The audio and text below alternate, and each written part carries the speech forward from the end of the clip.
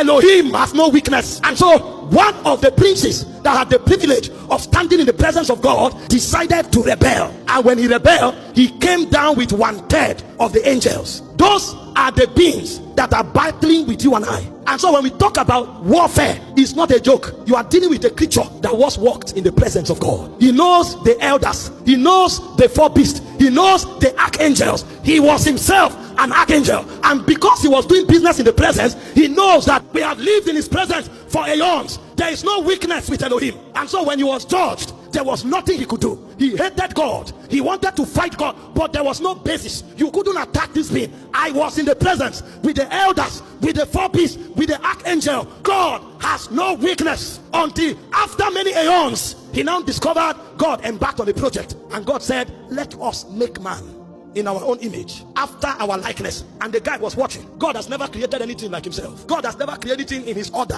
What is it that God wants with this man, this new creature? This one is not an elder, this one is not an archangel, this one is not a beast.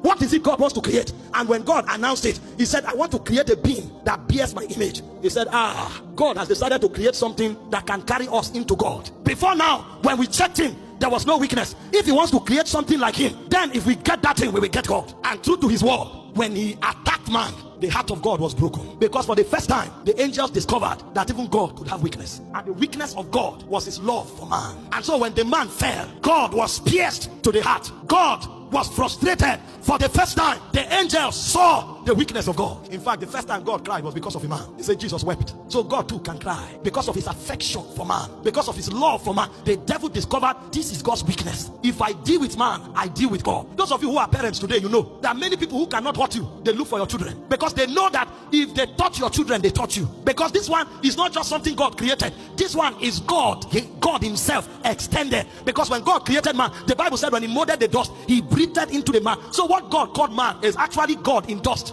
God decided to put himself inside a vessel. So when you touch man, you touch God. When you hurt man, you hurt God. The devil discovered it. And so all of the arsenals of the devil was not against God. It was not against angels. It was against men. You are the one who thinks you are not important. And to prove that man was that important to God, when man fell, from that day, God began to create a way of saving man. God himself left the throne and came into the garden. God killed an animal. Suddenly, God that only knows how to be worshipped, God became a worker. God came into the garden. God killed an animal and carried the cloth of the animal and covered the man because he didn't want to kill the man. The Bible said, thou, O Lord, out of a purer eyes, your eyes cannot behold iniquity. If he sees the man in sin, he will kill him. And because he didn't want to kill him, he carried blood and covered him so that when he look upon the blood, the innocence of the animal will atone the heart of God. The animal that was killed was innocent. God has no weakness.